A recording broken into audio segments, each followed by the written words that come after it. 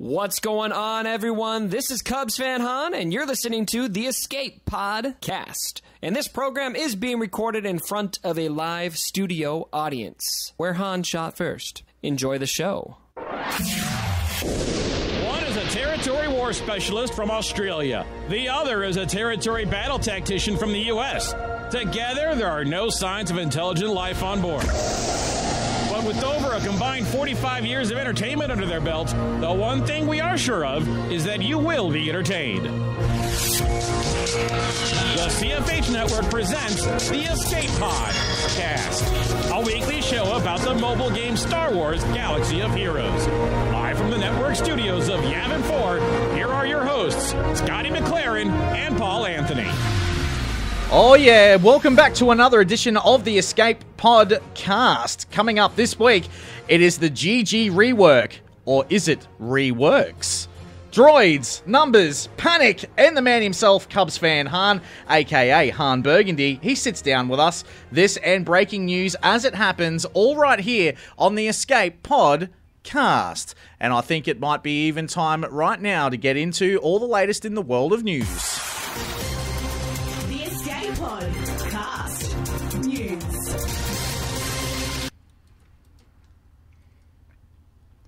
Well, definitely, Scotty, we have a lot of stuff on our docket today. We've got server updates, we've got the whole rework.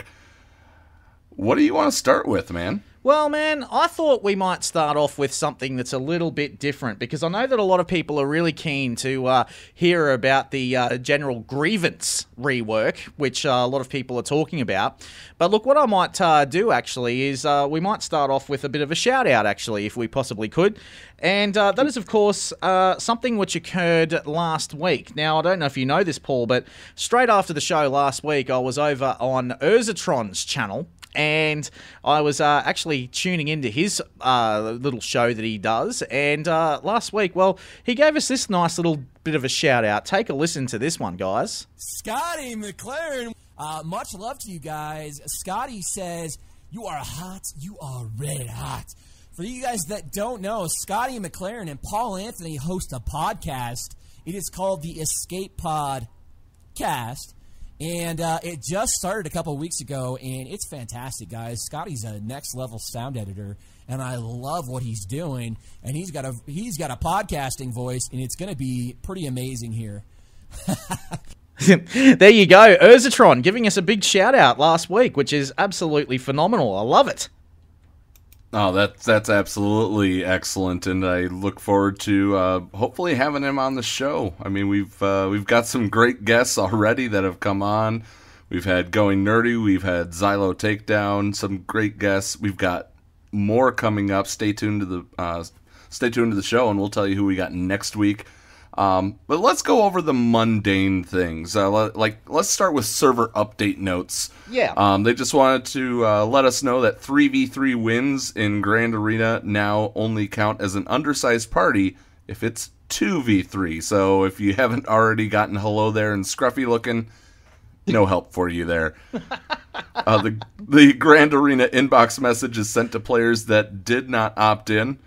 And then a Droideka release and IG 100 Magna Guard with the Grievous rework, and CG Carey stated on Reddit that General Grievous was never supposed to be a meta character. That's our number one topic for today. It is, yeah. And it hasn't just been all about, come from CG Carey as well. She's actually been all over Reddit putting out fires just about everywhere.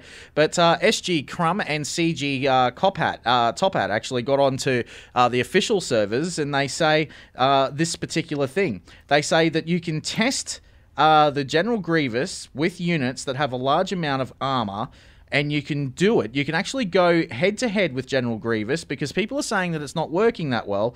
Take it into the Heroic Sith Triumvirate raid version of Scion, or against player obtainables like Sith Trooper, Stormtrooper, and Fives, in order to see a more observable difference. So basically, he was specifically built for Territory Wars and Grand Arena, Paul. And look, I think it's a good thing. I don't want to be seeing CG releasing characters all the time that are going to, be meta-defining. I think that this is a good update. I think General Grievous has received an outstanding update, in fact.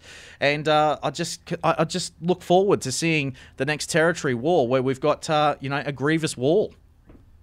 So wait a minute. You're telling me that they're supporting other modes than just one mode called Arena? How dare they? Yeah, exactly. How dare you guys? How dare you guys, the developers? But look, it's a good thing. I think it's a good thing. Yes, it can take down the Revan squads in Grand Arena, but having said that, you need to have the right RNG on your side to make that work. But look, if it doesn't work for you, we'll try it out with this one. So, I think that this is the way to go. Trying it out against Scion, or perhaps even if someone's still running that old Sith Trooper in the meta, well then perhaps you might be able to take down the Traya team with Sith Trooper being there. Well, I'd just throw in my CLS team with 3PO and Chewie and Han, and I let that go to town just fine. Absolutely. But Grievous did receive that rework, and two key parts of his kit to actually keep in mind, according to the developers, was that his basic attack, Furious Assault, deals damage based on his max health, as we know, and his unique Metalloid Monstrosity increases his max health each turn. So this means that General Grievous should be solely modded for health if you are looking to maximize damage. Now, with max gear, max abilities, and 6-dot mods, that's 3 health sets, 2 health primaries, and 1 critical damage primary, the Grievous that was shown in the sample footage that everyone's up in arms about at the moment had around 65,000 health. So it's not the usual modding strategy for attackers, which traditionally care about speed and damage, and may seem counterintuitive to people first picking up the kit. Additionally, when looking at the damage in the footage, keep in mind that Grievous's unique Metalloid Monstrosity increases his max health throughout the fight. As such, Grievous's damage will look different at the start of a battle compared with the end of a battle. Paul? Yeah, and I actually saw that with my Grievous and my separatist droid team, if you will. I had no problems in getting through. I had no problems. I went first to last on the Galactic War nodes with my Grievous and team. I mean, it is a solid team for PvE. It's a solid team. The people that are detracting from this, as you had said earlier, what are they going to do when they run into this in Territory Wars? They're going to start changing their tune that, it's the terrible character. It's going to be a great wall. You're going to have to spend one of your big hitters in order to get through that Grievous wall. And what if Revan's waiting behind it? What if Treya's waiting behind it? What if the bounty hunters are waiting behind it? First you just order. Spent one of your big teams. Yeah, First Order is great, especially in the First Order buffed Territory War. We don't know yet what we're getting next week, but, And it's the same thing with... I love my droid team. I really love my droid team. Well, you've got a lot of reasons to love your droid team, Paul, and that is because you've been pulling some pretty full-on packs at the moment. In fact, tell everyone about your B1 battle droid. What happened this week? Saturday night, the day after last week's episode, I did pretty well. I work at a restaurant during during weekends and evenings, and I got to be a cashier that night. Pulled in pretty good tips, so I decided I'm gonna go right over to the little big box store right next to the restaurant. Grabbed myself $100 card, threw it in with the intention of getting B1 over all the way to 6 stars. About 16 packs in, I'm going, all right, I might not make it to 6 stars. Let's see what I get here. Pulled a 330. I've never done that in my life. That is awesome. Yeah, so I now have a B1 battle droid, Gear 12, just because I had to honor him for showing up in my life in this sort of situation. Gear 12, I have him Zeta'd, so he has his 100 or 99 friends, and he's ready to go. How are you finding it now? Because, I've only got a 4-star the B1 battle droid. Of course, I did buy the pack. But how are you finding it?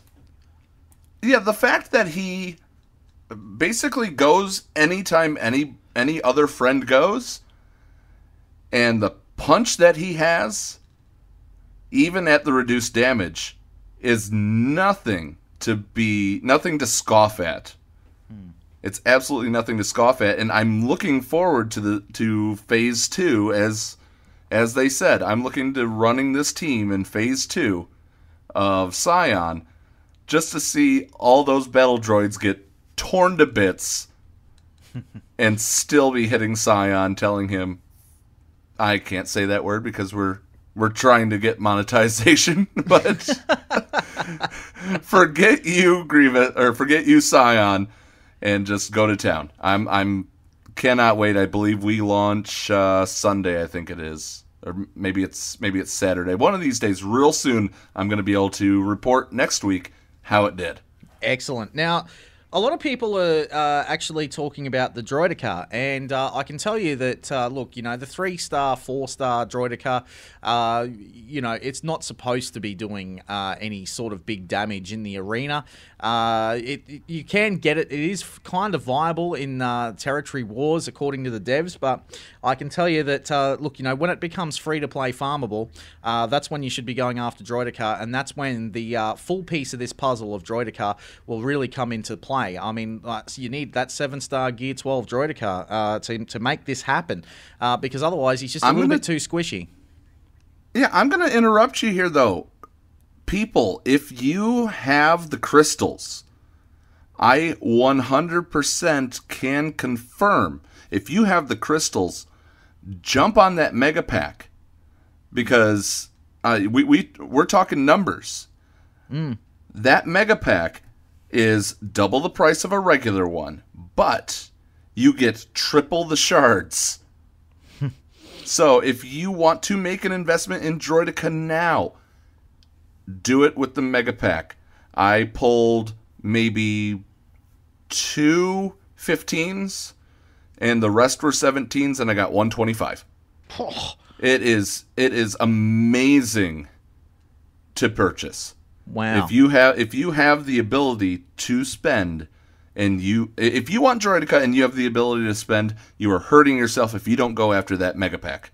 Okay.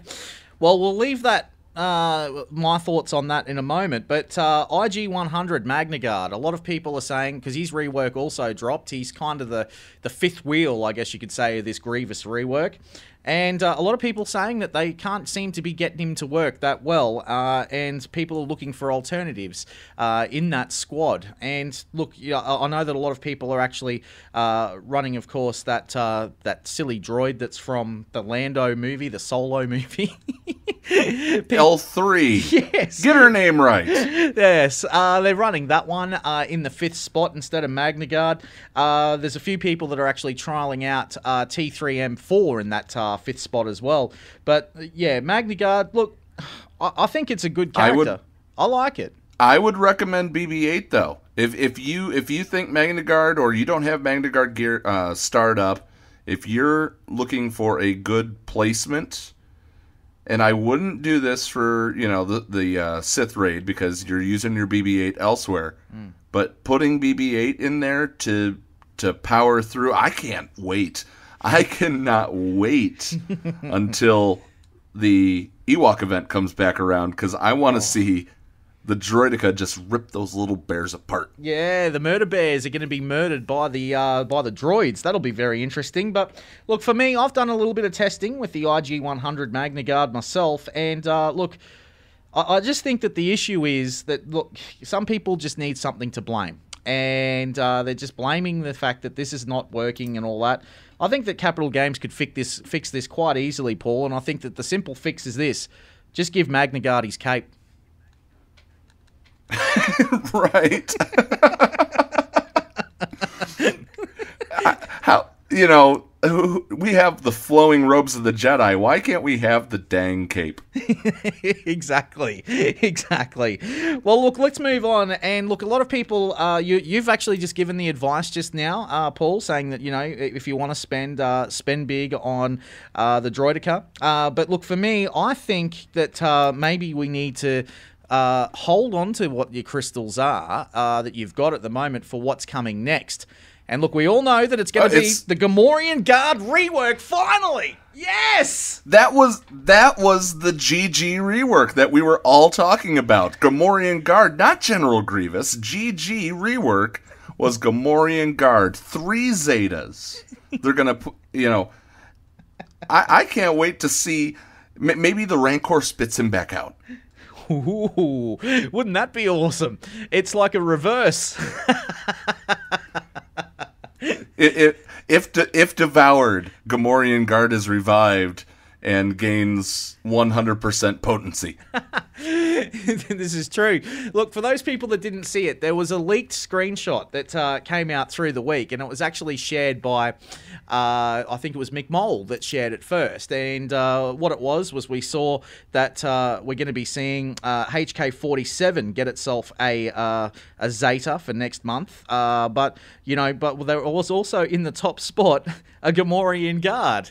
So, look, the Gamorrean Guard was there, the photo of the Gamorrean Guard, but the thing is, though, guys, I need to explain this and explain it properly. Now, sometimes this is, of course, on a test account, and the developers, what they tend to do from time to time is that they'll actually put a photo of a random character in there so not to spoil what's coming next. And the Gamorrean Guard managed to get his 3 Zetas in there, but no, it's not for the Gamorrean Guard, it's what's coming next, isn't it, Paul? And you're going to have to Zeta Rose. I don't think so. No, it's Darth Malak. I reckon it's got to be... It's got to be Darth Malak. It's going to be Revan. It's going to be Revan for the fact that Malak, the big baddie, is going to be who you fight against to unlock him. Just like all the other, going against the hero's journey of JTR and things like that. I don't think so. No, I think that what we're going to be seeing is a Darth Malak, and I'll tell you why.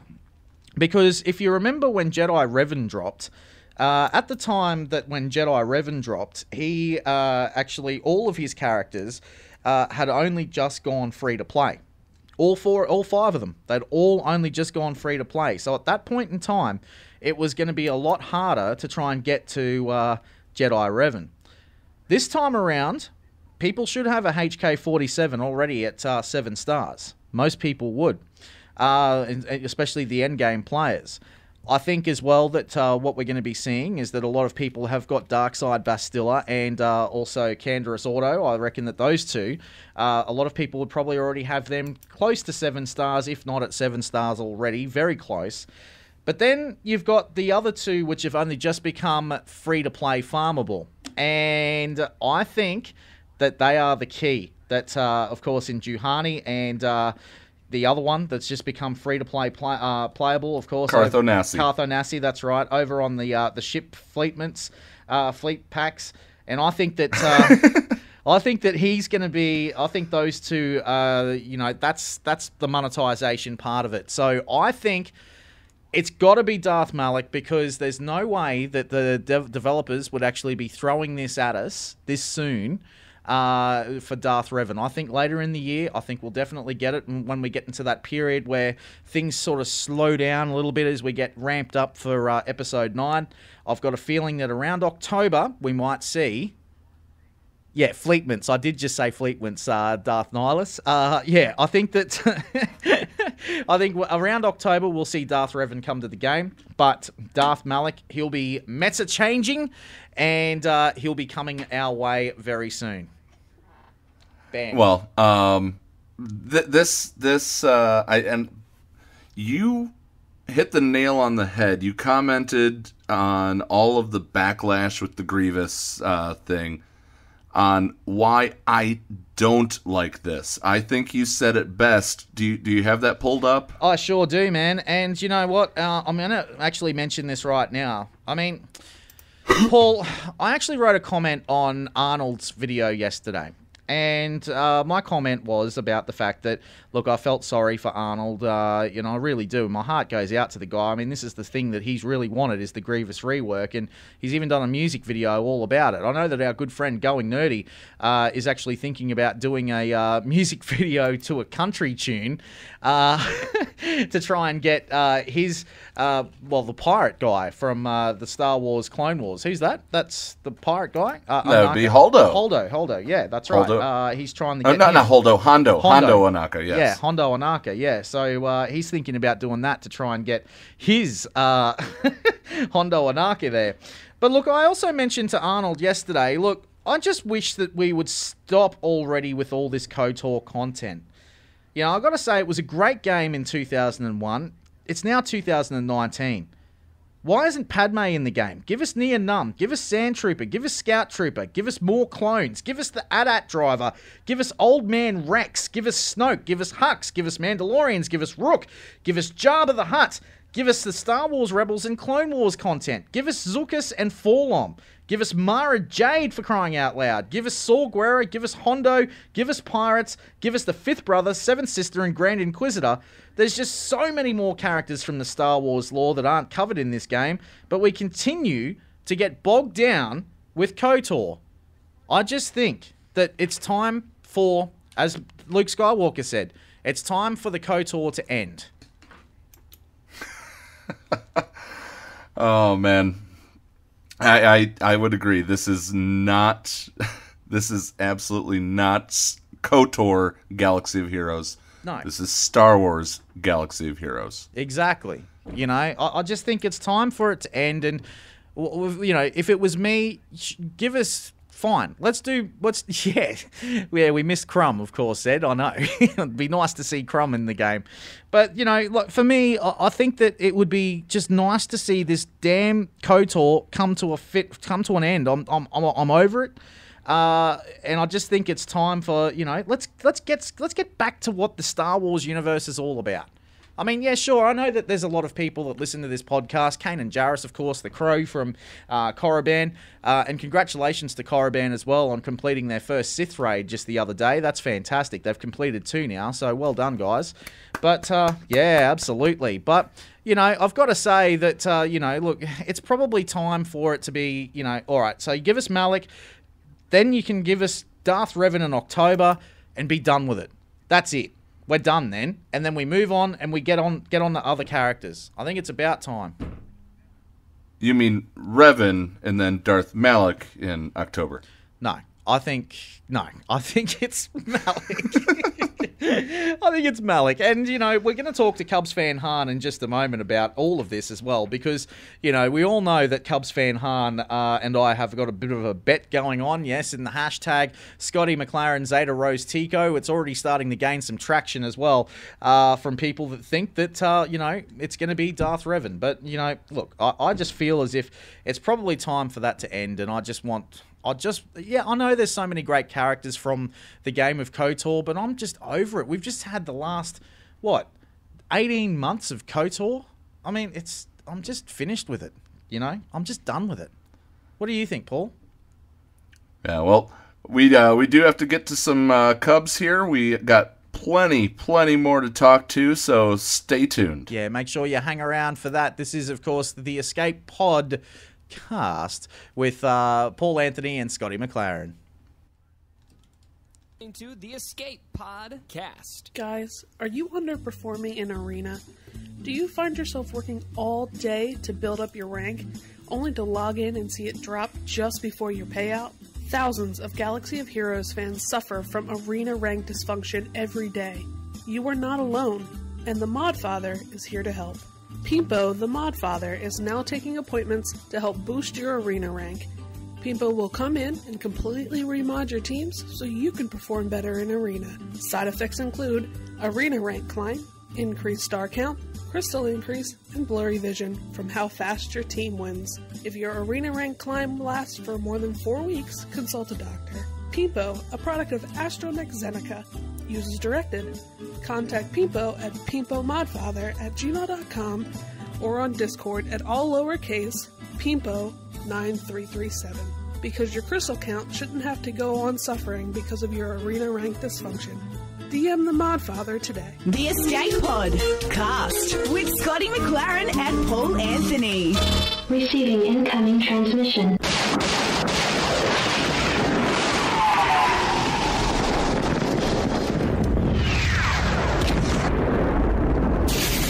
Receiving incoming transmission.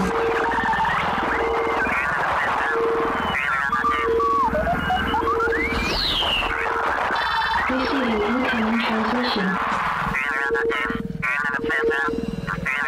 Welcome back to the Escape Pod cast, and it is my pleasure to introduce to our listeners the one, the only, the patriarch of our show, if you will, Mr. Han Burgundy himself, CubsFan Han. Cubs, welcome to the Escape Pod cast. Are you all strapped in? Yes, sir. Thanks for having me. You're very welcome. Now, for the record, for those listening live, this is being recorded on Tuesday, so if information changes between now and then, forgive us, just like you forgave Cubs for not looking at Magnagart's kit before the video. Now, Cubs, the first question I have for you, it's the same one I ask any other content creator that comes on. What drove you to this game, and what caused you to stick with it? Oh, well, I found that the game was laced with crack cocaine. And, I mean, cocaine's a hell of a drug, right? So, here I am. No, I was in the craze of Force Awakens back in 2015. And I couldn't get enough Star Wars. And so I literally just went into my app store and typed in Star Wars game. And I thought, okay, the first game that shows up, this Star Wars Galaxy Heroes, I don't know what that is, but that'll do. And so I started playing it. And to be honest, for the first probably 6 months or so, I played very casually. I wouldn't say I even played multiple times. I probably played every day for the most part at first.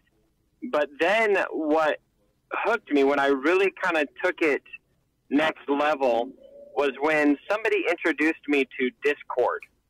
And I realized I had been in a guild that was not very committed, and we were just communicating in the in-game chat, which was even worse then than it is now. And so I wasn't really getting much out of the social aspect of the game. But then somebody introduced me to Discord, and I joined a guild that was communicating there. And that's when I really went down the rabbit hole, because then the game became really social. And so, for me, the initial pull is Star Wars, but what keeps me here is the social aspect, the community, the people that I play this game with. Totally, Cubs, and that's the thing that I love about you, man, is that you're so out there with your fans, man. Everybody, you get on voice chats with them on Discord. You're all over it, man, and you get a lot out of that too, don't you? Oh yeah, I mean that's a fulfilling part. The reason why I love YouTube, I mean it has become a job, and so yeah, I like money out of a job, right? You put a lot of effort into something. It's nice to be able to provide for your family as a result. And so that's great. But I didn't ever think that I would make money on YouTube when I started. What pulled me to YouTube was the community component, the communication. I love communicating concepts. I love meeting people. And so for very early on in my channel, my favorite part was interacting with the fans, or I don't know if I could even call them fans back then, or even now. I'm just some small mobile phone game YouTuber. but just interacting with the community was just such a thrill to me, and it still is, as much as I can, without having my wife decide she's going to go find somebody else because all I do is talk to people on the internet. Well, we're starting to see that too, with the whole aspect of we're starting to get a small little following. We love each and every single one of our listeners, and it comes down to the fact that what we are trying to do with this And kind of what you encouraged from us was for us to go out and start talking to the people and to create a space for everyone to come together. And we just know how to put it together. You know, that's kind of the blessing that Scotty and I had in the beginning. And I mean, you saw it and you were like, you guys should do a podcast. And we're like, sure, why the hell not? And now we have you on. But Cubs, the thing is, man, is that you've actually got a cult following, though. Is that what they're calling it? A cult following? Yeah, man. You know, it's funny. I think I've been oblivious to this, but it was actually pointed out to me recently by Arnold T101, who told me recently, he's like, you know, your patrons and your hardcore fans are kind of like a cult. And I was like, what? And he's like, yeah, these guys, they look at you like some kind of God figure, like you can't do anything wrong. And I'm like, what is this? That's not true at all. It's true. So, yeah, I mean, that's funny. My shit stinks, okay? I promise. Yeah. I mean, I even alluded it to the open where you're admitting you didn't even look at Magdegaard in the beginning. So you did wrong, but that's okay. Whoever had a reason to look at that dude? Whoever had a reason? If you looked at Magdegaard's kit and read the details, touche to you, but I don't read it. Cubs, the thing is, man, is that, like, you know, we've also got a little bit of a bet that I wanted to tell all our listeners about, and you know all about this bet. And this bet's all about the fact that, well, I guess I'll let you explain it, my friend, because you and I seem to, you know, we have these little jibes at each other every now and again, don't we? Yeah, I mean, so I don't know if your listeners are aware, but both of you guys are part of my patron cult. I think that's what we should call it, I guess. One of us. We have voice chats at least once a week. You are pretty convinced that Darth Malik is coming to the game in either late February, early March, somewhere around there. That's the next big thing, so to speak. And I'm pretty convinced that it's going to be Darth Revan. And so you've decided to commit yourself to Zeta-ing Rose when you find out that I was right. And you've also committed yourself to changing your profile picture to My Little Pony because you are a brony after all, so that works. He's a brony by being a father. Give him a break. I was going to say, there's a big difference between somebody who watches My Little Pony without their children and somebody who just would rather their kids watch My Little Pony instead of some of the other crazy shit that's on TV nowadays. This is true. This is true. Cubs, you know, look, the thing is, man, about this game is that it does take people to weird and wonderful places. And when I say that, man, I talk about speculation. Now, one of the things, man, that you and your Patreons tend to do is that you always seem to end up in these speculation-type chats. What do they think's coming next? You know, I think a lot of them are kind of all over the board. Frankly, I think it seems pretty split between you and me. We got Team Cubs and Team Scotty, I think. I think it's Alex. I think it's Revan. Some are wrong, and those are the ones in your camp. and you see, Cubs, this is the funny thing, though, is that you started subscribing over to the Revan aspect of it right after I said I think that it's going to be Darth Revan to end up going against Malik to be the big hero's journey because Malik was the mastermind of it all in the first place. It's kind of funny because you originally thought that I was wrong. You know, I don't remember the timeline, but if you're the one who gave me the idea, you put that badge on your chest, man. That's great. I'm Team Cubs. I'm Team Cubs. Team Scotty sucks. Hey. Pretty simple. I was having a casual chat with CG Carey, and she told me, hey, it's Darth Revan next. Just don't tell anyone. And this is the episode where Cubs lost his GC. You can know that that's not true based on me saying it. Man, one of the things that you are a part of, man, is that you are a part of a massive guild that specializes in territory wars. Now, for a lot of people that, are looking at the Grand Arena and they're trying to do things their way, what do you think that, the best advice would be for those sorts of people, man, if they're in a guild and people aren't really farming for territory wars, but they actually want to go the extra mile? What's your advice, brother? So you mentioned Grand Arena. Is this territory wars advice or Grand Arena advice? A bit of both, man, because they both go the same way, really. Well, it's pretty much a different discussion in many ways. The farming is going to be the same. You want to have the right counter teams. You want to have the right defensive teams. And you want to mod the living hell out of your defense, especially. From a farming standpoint, for Grand Arena or for Territory Wars, you're going to want to have your First Order ready, your Night Sisters ready. You're probably going to want to have this new Separatist droid weak-ass stuff that's coming. And then you're going to obviously want to have your Darth Revan, your Treyas, your CLS, your JTR. All those meta teams, I mean, it's kind of, I think for most of us who've been playing long enough, it's kind of obvious what you need. But if it's not obvious, those are the teams, and definitely ask questions on what you need. And if you've got a lot that you still need, my best recommendation is go for what you're closest to. If you've got, your First Order team is all farmed except for one, but you get your team, you finish off your First Order first, get that thing good to go, and then start working on your Night Sisters kind of thing.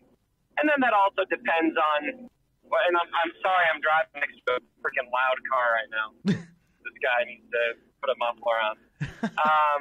But anyway, obviously you've got your meta farming priorities. This is where farming for Territory Wars Grand Arena can be a bit challenged. Kind of the new thing. So right now, for a lot of separatists, that's going to be pretty challenging to just avoid and farm other things. So, and you said, by the way, you said for now farm separatists is what you just said, because you did break up there. I just want to clear it up. Oh yeah, sure. I'm so sorry. So I can't control the lack of cell coverage in a really big city. I'll never understand it.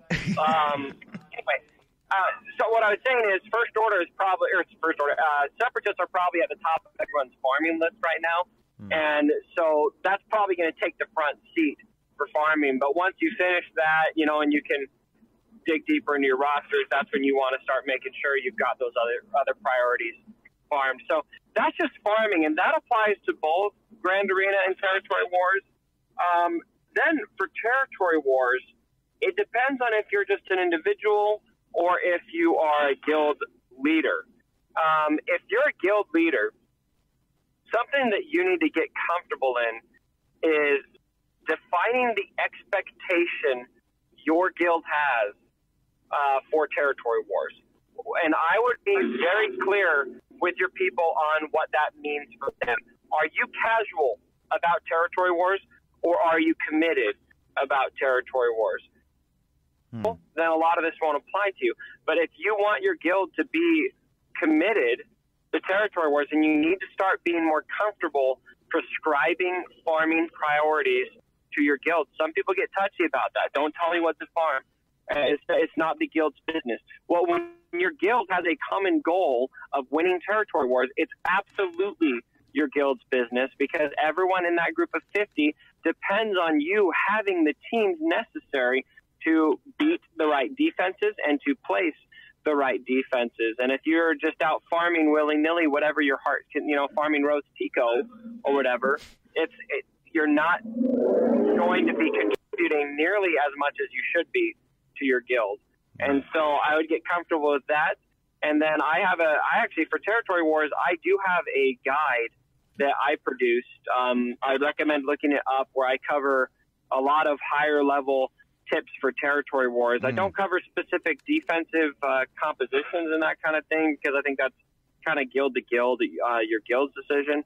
But a lot of the organizational stuff that's pretty important. Totally agree. Touche. Amen to that. Yeah.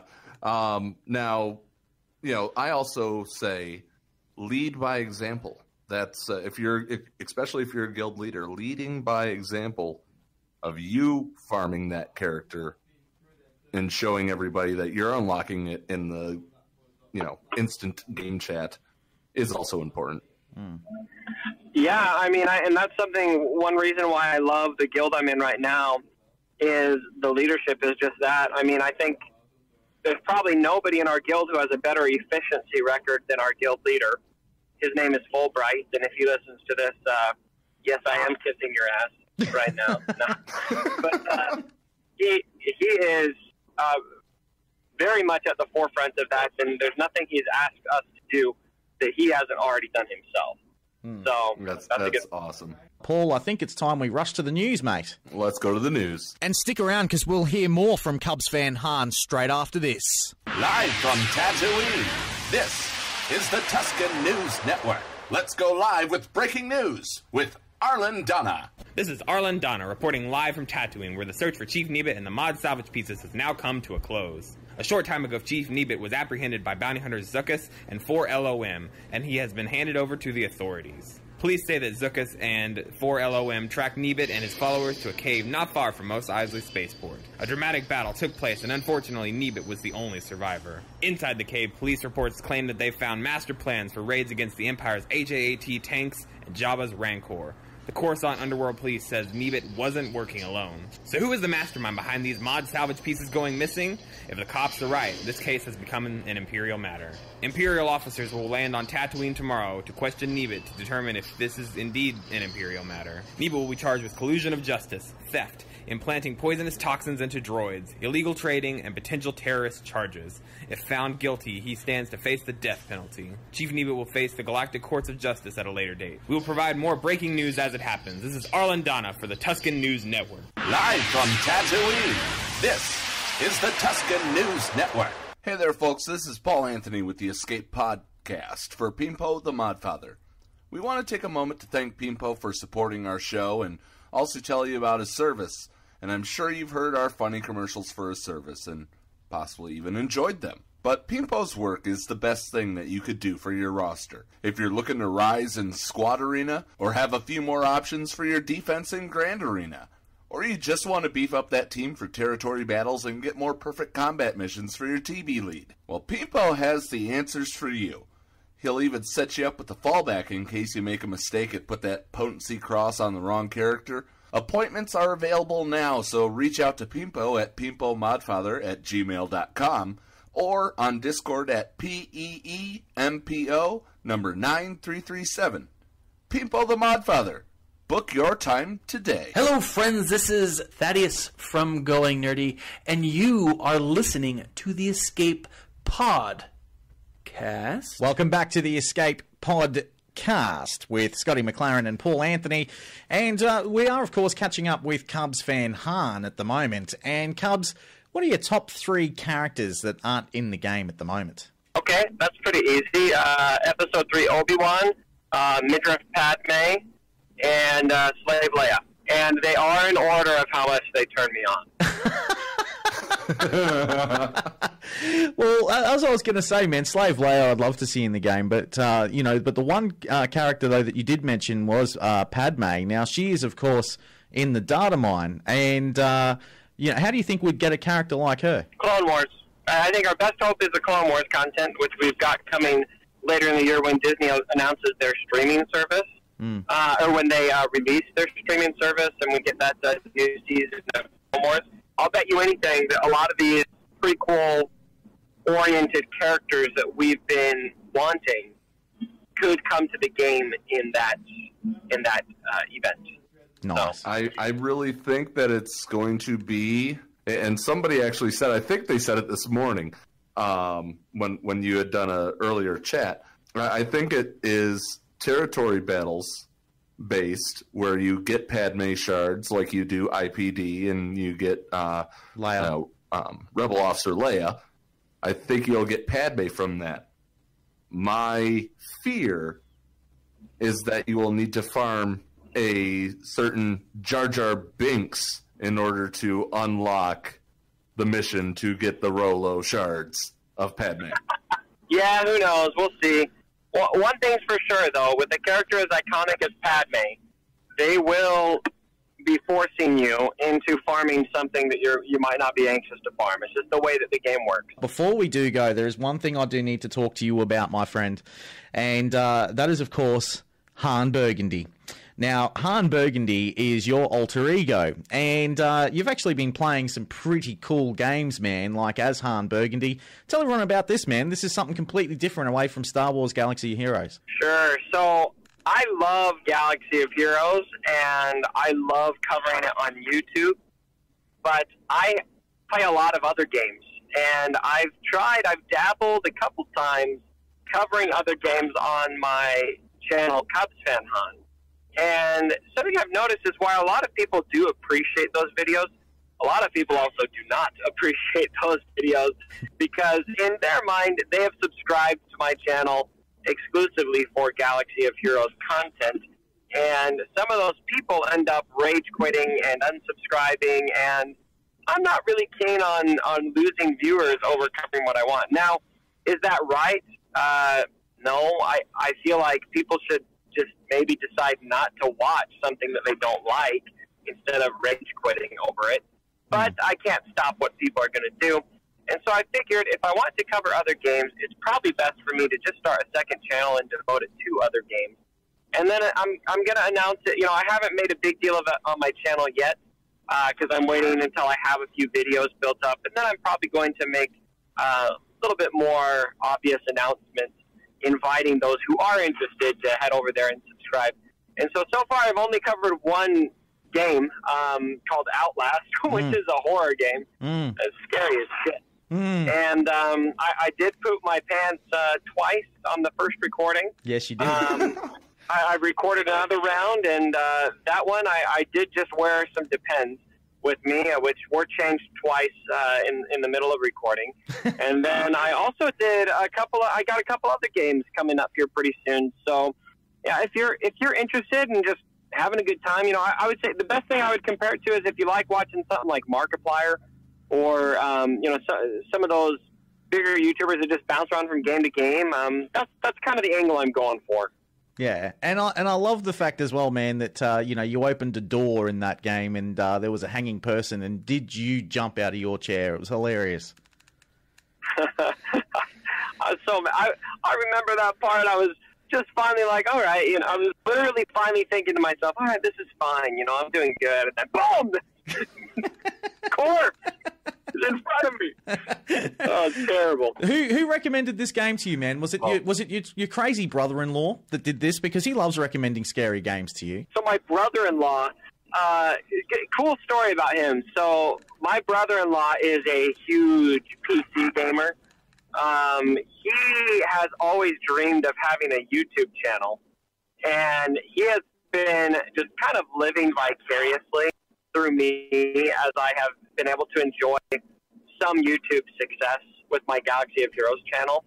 The only catch to that is he could care less for Galaxy of Heroes. And so when I told him I planned to branch out into other games, he was just tickled pink. So much so that he helped me build my own PC and gave me some old parts that were just about 4 years old is all. He had just upgraded his. And so he's just one hell of a dude. Anyway, he loves the scary games. And he already has a bunch of scary games downloaded on that device that I'm just using his for. And so he told me I needed to start with, you know, obviously we did Slender the Arrival a while ago on my main channel. And he recommended Outlast. And there's a couple others that I'm definitely going to be doing before too long, like Resident Evil 2, the remake, probably Resident Evil 7, Amnesia, bunch of scary. To be honest, even though I feel like I'm a big wimp in this scary game genre, I get a real thrill out of playing these games. I like how scared they make me. Because I've always loved a good horror movie, but lately I just have a hard time taking a lot of them seriously, if that makes sense. They don't really get my heart rate going that much, but scary games, man, they make my palms sweaty. So I'm enjoying it. It's fun.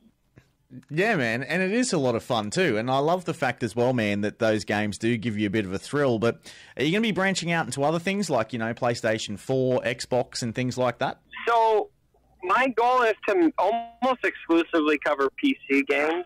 Yep. I do have a PlayStation 4, but logistically speaking, it's challenging to get your gameplay from PS4 onto, to record that for a video. It's possible, but it's a bit more challenging unless you have a capture card, which is something I don't really want to buy right now. They're a bit spendy. So right now I'm sticking mostly to PC games, but I will branch out into other games other than horror games. These are the games I'm interested in right now. But Anthem is about to drop here in a couple of days. I'm going to get a code for that because I'm part of the Game Changers program, and I am definitely planning on making some videos playing that. That'll be nice and fun. And then, if pretty much anything new Star Wars that comes out, you can count on me covering that. One game I'd like to see, and it has a lot of its detractors, but I actually quite enjoy it because of exactly what it is. I'd throw out Fallout 76. All right. What about if people were to recommend a game to you, Cubs, that's on the PC? Would you do it? Yeah, so I wouldn't say as loosely that I'm just going to do anything that's recommended, because something that a big purpose of this second channel, while I really want it to be successful, one thing that I'm probably the most concerned about with it is I want it to be organic. I want it to be what I genuinely just enjoy playing. Because that's the whole idea, right? I mean, pretty much as a YouTuber, anytime I'm playing a video game, I think, man, I wish I could just be commentating on this and uploading videos on it. And so that's kind of the angle that I want it to be. Just whatever I'm playing, instead of just playing by myself, I'm playing in front of a camera, I'm making videos, I'm making it, you guys are enjoying that experience with me. And so if it's a game that I'm not interested in, just genuinely not interested in, I'm probably going to pass on it. But that's, obviously if I haven't played it before and maybe I just need to give it a chance, maybe I will like it, so I'm going to take suggestions, I think is what I'm getting at, but I'm not just going to do everything. But Excellent. If I do everything that's suggested, I'm going to go broke. Beyond Anthem, is there any certain game that you really want to go after next that's on your major wish list that's not survival horror? Most of the games on my list are horror games or Anthem, and then I've just got. There's a lot of random indie games I have on my list that I haven't played before that my brother-in-law has recommended to me that just says, these are going to be fun. You should just check it out and just go into it blind. One of those games is called the Stanley Parable. Have you heard of that one? I have. So I already did a video on that one. It just needs to be edited. So that's one that I'm only making one video on that game, but just random funny stuff.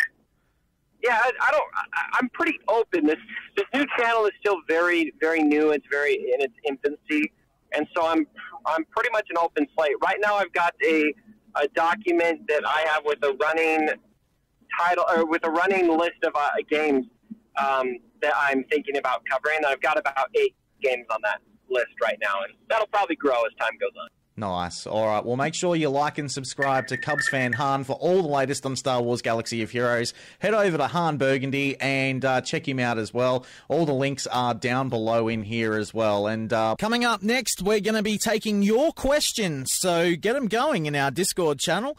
And also, we're going to be getting into the Ag Report. Hang around. Ladies, look at your mods. Look at mine. Back to your mods. Now back at mine. Unfortunately, yours aren't mine, but they could be if you stopped wishing your mods were better and made an appointment with Pimpo the Modfather. Look at your arena rank. Back to me. Back at your arena rank. You are at the top of your shard. Look again. You're swimming in a pool of crystals ready to whale out on the next meta. Just contact Pimpo at pimpomodfather@gmail.com or on Discord at PEEMPO 9337. Today, look at your mods again. Anything is possible when you have Pimpo overhaul your mods. Back to me. I'm on a Tauntaun. I thought they smelled bad on the outside. You're listening to the Escape Podcast with Scotty McLaren and Paul Anthony. Yeehaw! The Escape Podcast Ag Report. Oh yeah, now this is where we talk about who we are farming at the moment. And Paul, I might let you lead the way on this one, my friend. Yeah, let me pop open the game here and see where I last spent some energy while we were playing the CubsFan Han interview. I caught up. I'm at 600 now. Oh, nice. I didn't have a glitch though. We'll talk about that in a little bit. Yes. So light side, I'm going after Juhani. Fleets, obviously, going after the fleetments, if you will. I'm going after the ships. And still rocking for the Badstilla. Mm-hmm. And there's nothing new in Cantina, so Imperial Super Commando is getting the nod because we have, I've communicated with everybody saying, hey, if you could go after one character, who would you want to go after?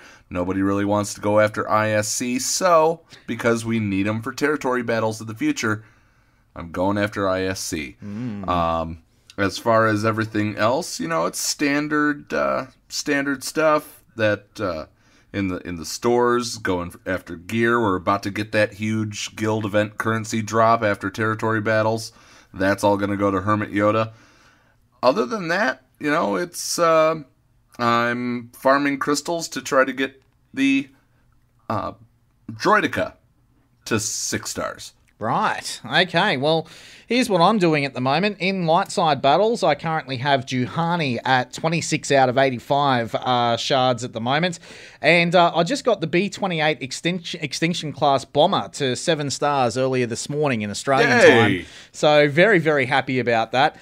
In the dark side battles, I'm currently farming gear, mainly chasing the likes of stun cuffs and also the Carbantis over there. So that's what I'm chasing there at the moment.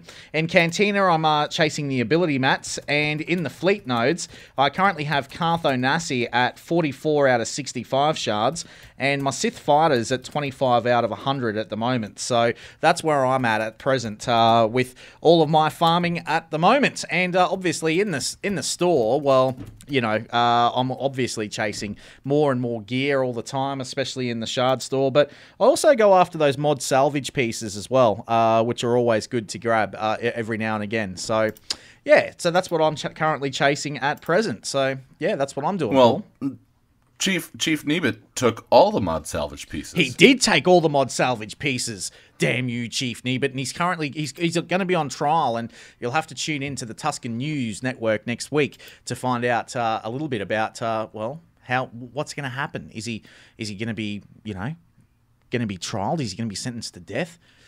Ooh, we'll have to watch this space. All right, mate. I think it's time that we go to the bridge and take people's questions, where we have, of course, got something very big to talk about from Darth Nihilus, who actually sent us a question throughout the week.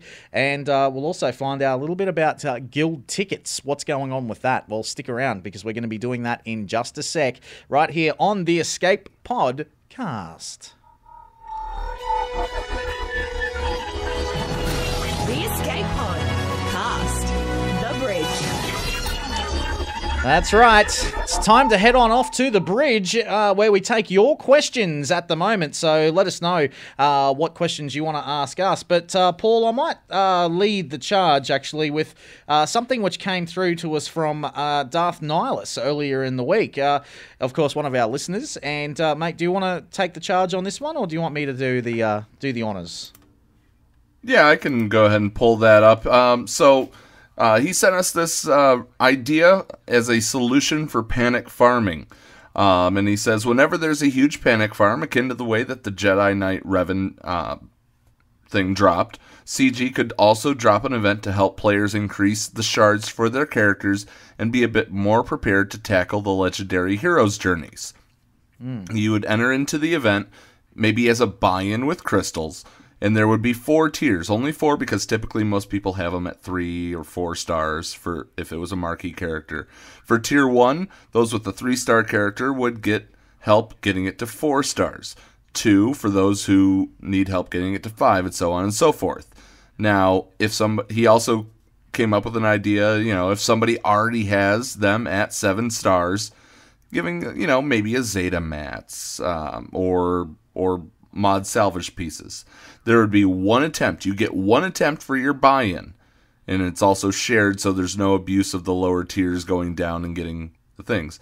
And the tiers would unlock based on your personal star level. If you had a 5-star character, tiers 1, 2, and 3 would be unlocked. If you beat the event after you buy in, it would give you the predetermined amount of shards respective to your personal shard count, and then the event would be completed. You're done for that instance. Then you can go on, if you're going from 6 to 7, you would then go on to there.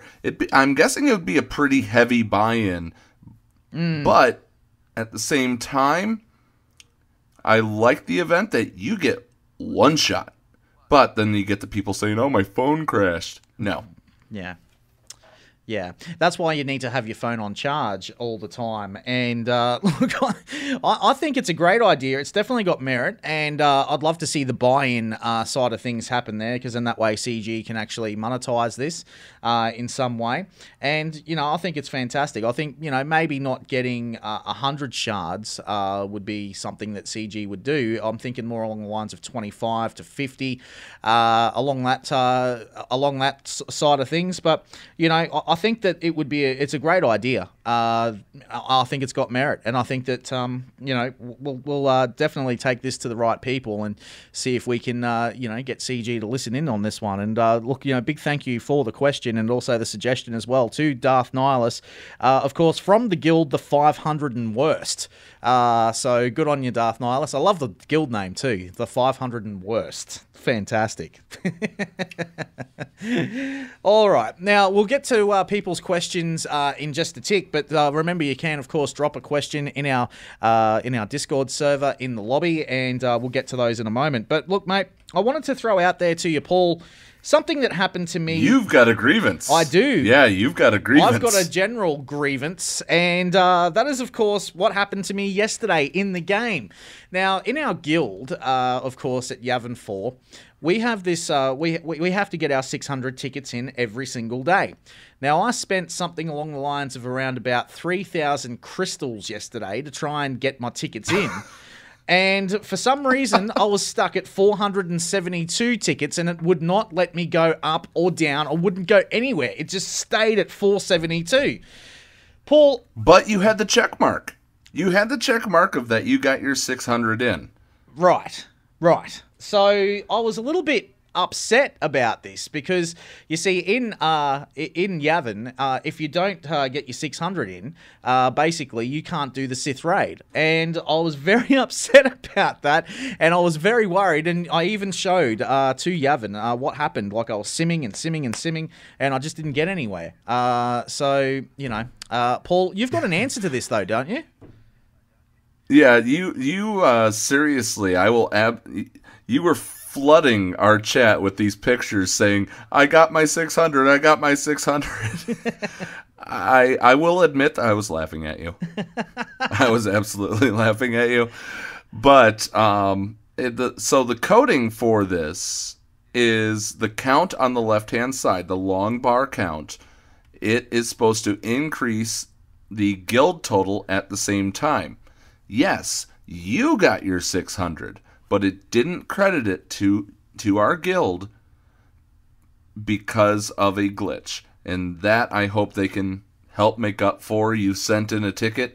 Any response back yet? No, nothing yet. Just says that they're looking into it. But I would like to actually have this glitch fixed as soon as possible because, hey, if they say to me, look, man, you spent, 2,000 crystals on getting your character refreshes done, well, we're just going to give you automatic 600s for the week. Thank you, CG. And I'll have 3 Clone Wars Chewbacca shards while we're at it. Why not? Right.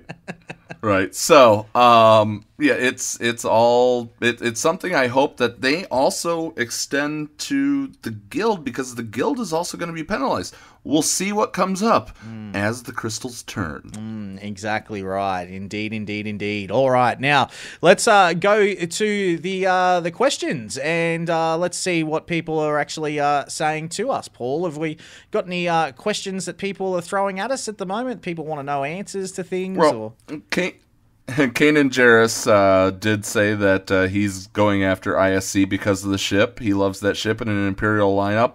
I think you're going to be... I think you're onto something there, Kanan. I'm going to tell you that right now, because, remember, we had the Galactic Chase for Palpatine's ship. Once we get a proper Imperial ship, or Sith capital ship, once we get something proper, I think we're going to see those ships used much more, what's the word, liberally in Fleet Arena. Yep. And then Zed actually asked, what are we running for Ship Arena these days? Let me pop open my Fleet Arena. You got yours already man, up? I can already tell you. In my starting lineup, I've actually shifted, and I've actually put Biggs in there with the Millennium Falcon and also the Hound's Tooth. And I've managed to put those in at the top there. And look, my first reinforcement is the Ghost, followed by the Phoenix Squad's other ship.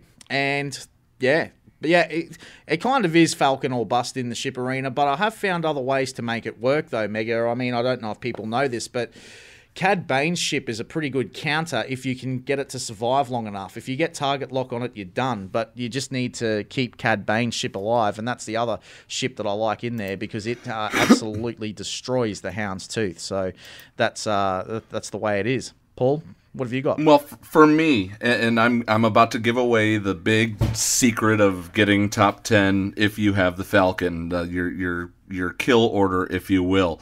I do run a Gear 12 Admiral Akbar. I do have the Falcon.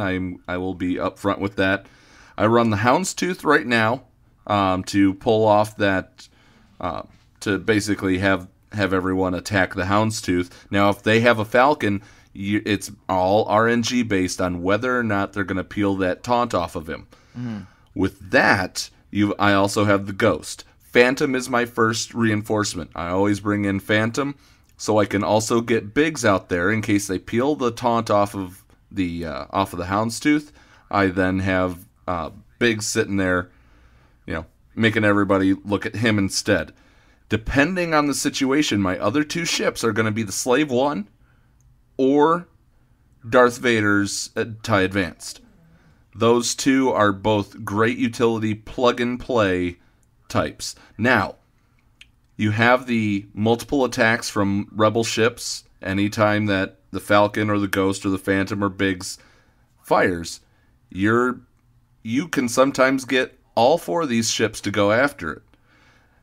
Also, if you have Akbar send off his ultimate, your Phantom can do its ultimate and then do its ultimate again. Usually one of those two times you'll have major damage. You can take down a Houndstooth with that. You can absolutely do that.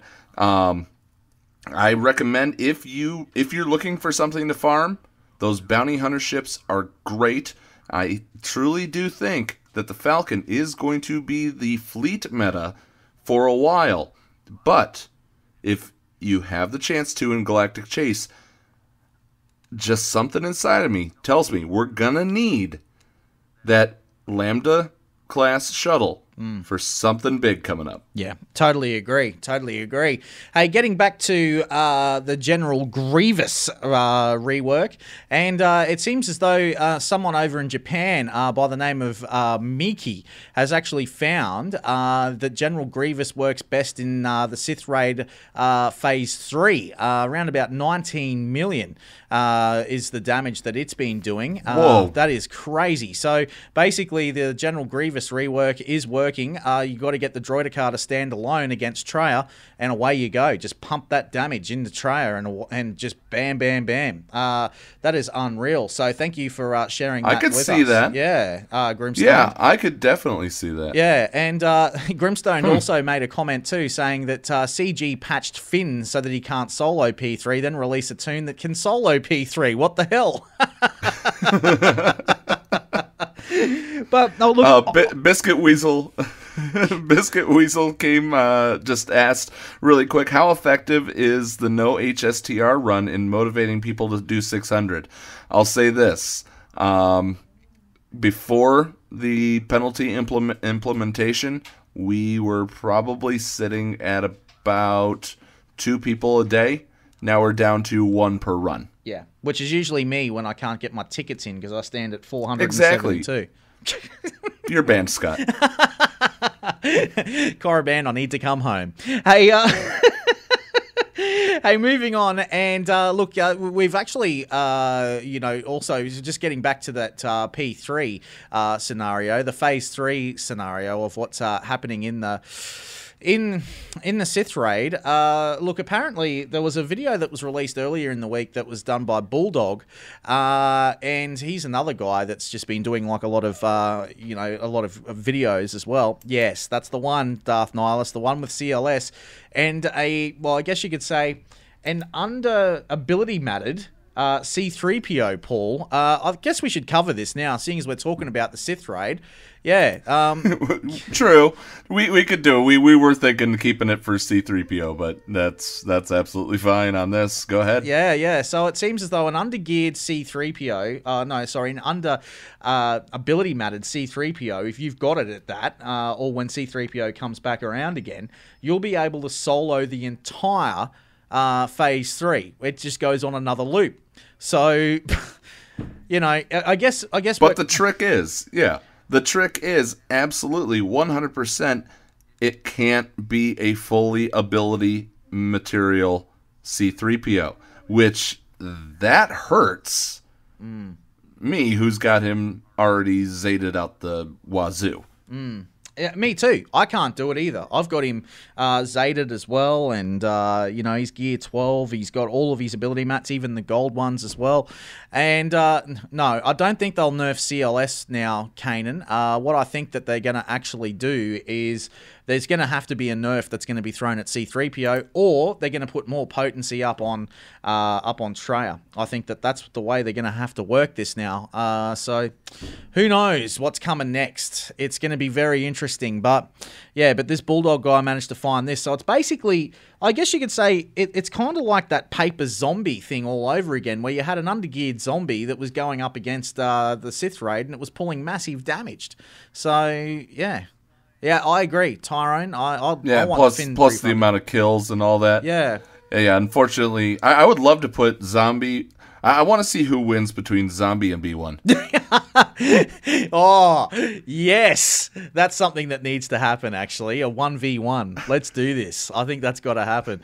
Yeah, Zombie might win through B1, but you never know. You never know. But look, I think Mega's hit the nail on the head. He says that they need to add to a text to C-3PO that limits what he can do against raid bosses, kind of like what Nihilus and Thrawn kits have.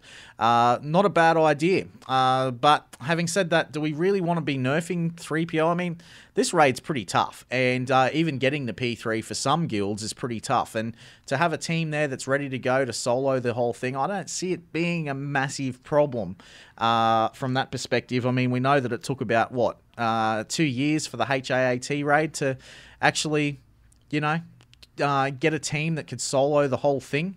And even now, it's pretty tough too, Paul, to solo the whole lot. Yeah, and I, after the Finn nerf, I'm no longer doing as much damage in HAAT. We'll see how I do this weekend. Absolutely, yeah. And look, the Finn Zeta was such a great Zeta. I mean, it was the poor man's Zeta, really. I mean, like, if you had undergeared characters, Finn would just go into that lead slot and away you go. But, not anymore. Now you got to gear him up. Will I gear him up? And his cronies? Probably not. But, because I've got other teams that I want to focus on. I mean, for me, he was a good offense character to go to in Territory Wars and Grand Arena. But, I might have to look at it at some stage, but probably not yet. It's... Darth Nihilus asked, and what do you think on this? Should B1 lose Mark after losing stacks? I think no. I say yes. Think about this. Are they marking the entire battalion? No, they mark one unit, and that unit is gone once it's marked. Yeah, I can see that. I can see that.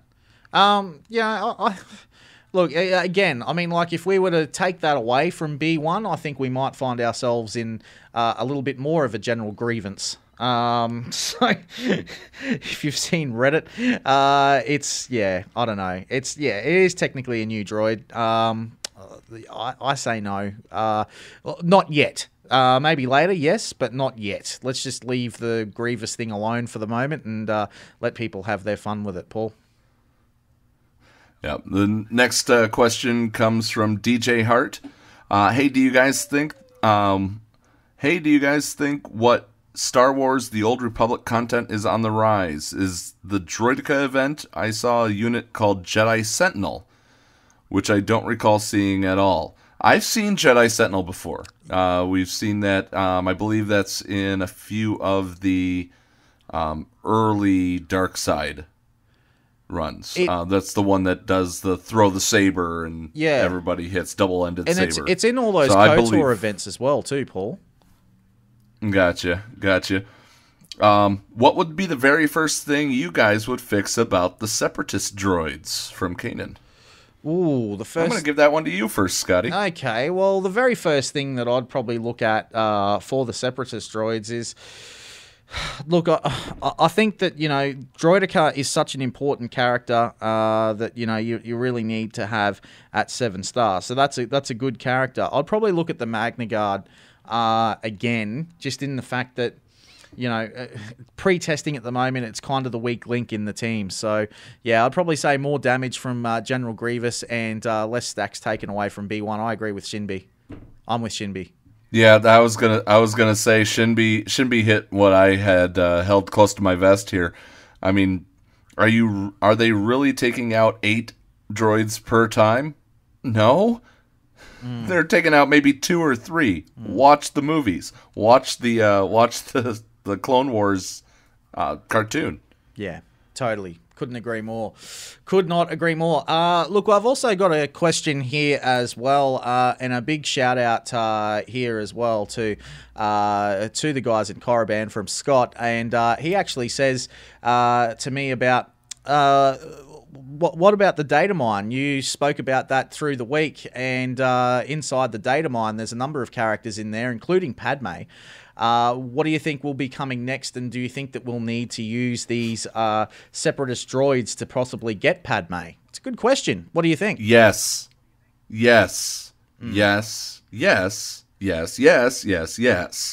Absolutely. That is what this is all about, but they're not saying it yet.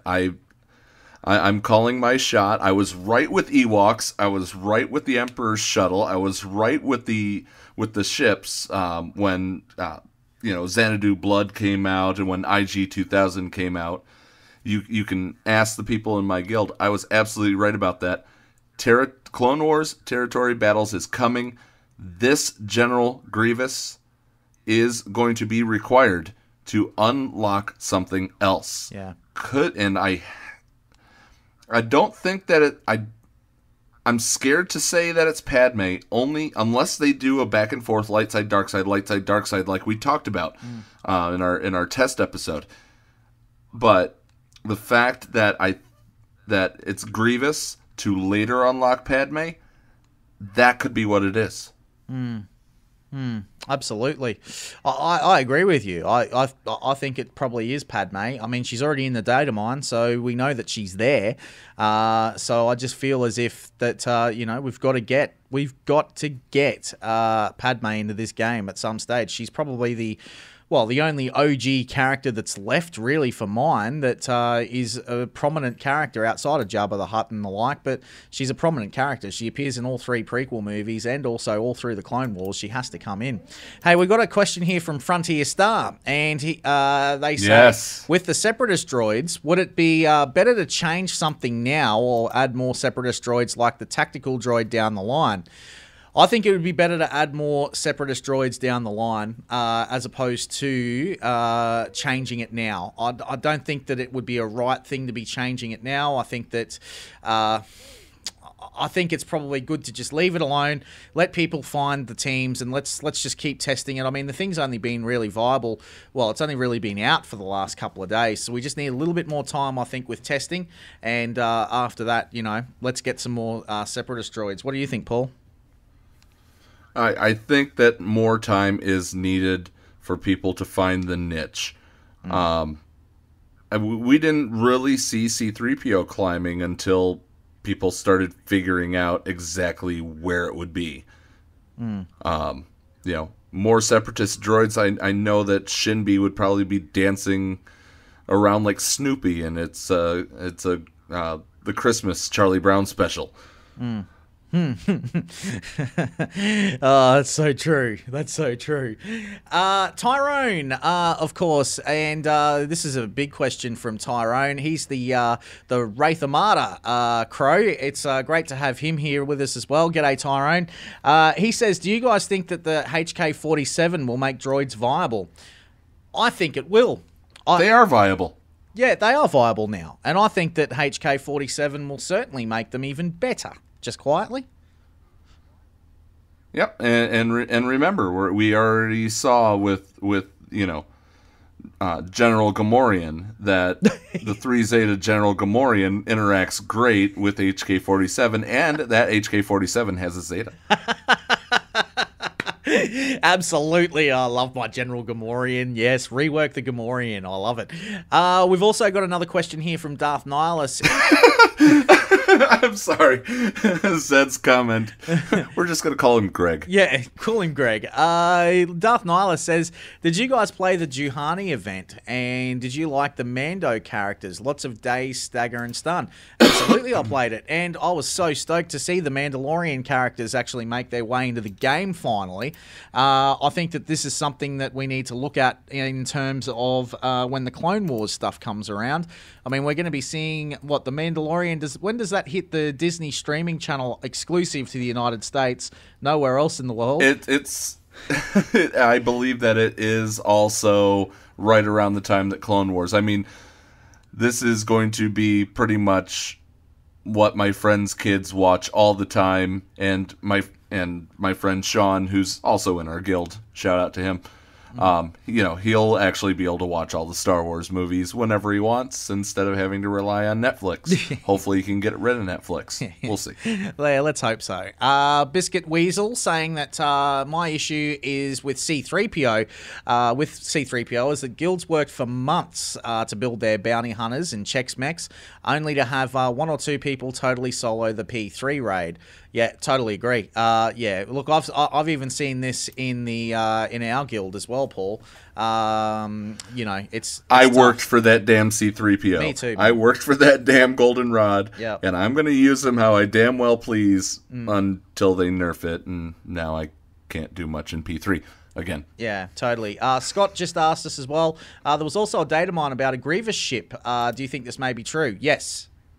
I think it is true. I think it's coming. I think that it wasn't just a data mine as well, Scott. There was also a leak that was from November last year saying that it was coming along with the General Grievous rework, but that so far that hasn't come yet. So I got a feeling that we might be looking at the new Grievous capital ship probably towards the end of March, if not early April. I could get behind that one. Yeah, your Shinbi just says that they have 2,000 prestige sitting and waiting. The next capital ship that comes along is absolutely going to be seeing everything. Yeah. And maybe Palpatine's shuttle is part of unlocking this legendary capital ship. Of course, this is theory crafting. Possibly. Grimstoned. They'll probably just reskin Home 1 and give Holdo a capital ship. In fact, I had to reread that a few times. I thought that he actually said that it was Hermione from a different franchise. But anyway, that's me. Well, if they reskin Home 1 and give Holdo a different capital ship, it's ultimate. Sacrifice itself, take out opposing capital ship. Yeah, true. And I think that. Yeah, I think so. I mean, overall, look, Kanan, to answer your question, why would the shuttle be needed? Well, why not? For the simple fact that, we look at the Star Wars universe, and who was the overarching person in charge of pretty much the droids, the Separatists, and also, the Republic? Palpatine. That would be Palpatine. That's right. Palpatine. Darth Sidious himself. Darth Sidious, yeah. So I think that would be the case. But anyway, all right. So, look, big thank you to everyone for their questions this week as well. And, look, I think that... the Evan Hawke Frontier Star. Sorry, I'll just answer this real quick. Evan Hawke, I think, is coming to the game, and I think that's why we've got a character like Cartho Nasi, who's actually only being farmable over there in the Fleet Arena. I think that's probably why that's the case. Frontier Star. What do you think, Paul, before we go? That would certainly be fun to see. I'm not on board with more KOTOR stuff, though. We just talked about it. I know. Totally agree. I think that we'll get the Evan Hawke eventually, but not yet. Not yet. All right, man. We got to get out of here. It's time to go. But look, big thank you to everyone for jumping on board. Of course, today it's been fantastic to have you all here. I think it's a new record, Paul, for listeners today, which is great. So yeah, 21 live. Now that doesn't count all the people that subscribe to the podcast. We're getting out there. We're on Spotify. We're on Google Play. We're on many other podcast delivery systems, so make sure you like and subscribe, if you will. 26 is what Tyron's saying. Excellent. That's very humbling to see those numbers. And we're going to do this again next week. I do have to thank Pimpo for sponsoring the show. Also, want to give a big thank you to Going Nerdy for voicing, Tupaka for voicing another question, Arlandana for voicing some more content that we put on. And Ace, we're going to miss you. Yes. Zed, you now have double the work, but we'll be all right. Yeah, look, we love you, Zed. Thank you. And we love you too, Ace, as well. But we wish you all the very best as well with your health. I hope that all goes well. But look, before we do get out of here as well, there is one thing that I do have to say to you all that are listening to us right now. And that is, of course, before we go, you're probably wondering, what's all these Pimpo ads for? What's all that about? Well, I can tell you. Because Pimpo has, of course, given us, for you guys, the chance to get your entire mods overhauled for free. Yes, one person will get this. That means that means any GP. Pimpo will go in. Any GP. Pimpo will go in and they will remod you. We're still thinking of exactly how we're going to do this. But when we have Pimpo on, he's gonna reveal to you guys exactly how we're gonna give this away. We're looking at possibly the 10th show that we do as our actual giveaway. So, stay tuned. You could possibly win yourself a Pimpo remod. Sorry, Zed. And Ace, you guys are still ineligible. Exactly. So, a lot of people struggle with mods at the moment, so it's definitely worth sticking with us on the Escape Podcast. Well, that about wraps us up for today. We'd better, what do you think, Paul? Is it time to fire the Escape Pod? Is it time to jettison it? Scotty, push the button. What's going on? Where the hell are we? Paris? Thank you for pressing the self-destruct button. Attention! This is Colonel Sanders in forward command. Abandon ship! Abandon ship! All personnel proceed to escape pods. Close down the circuits. Evacuate the city. Southern strike mechanism has been activated. Abandon ship! Where is it? Where is it? It's gonna be here. Out of order! Even in the future, nothing works. This ship will self-destruct in exactly 10 seconds. Counting down. 10, 9, 8, 6. 6! What happened to 7? Just kidding. 3, 2, 1. Have a nice day. Thank you.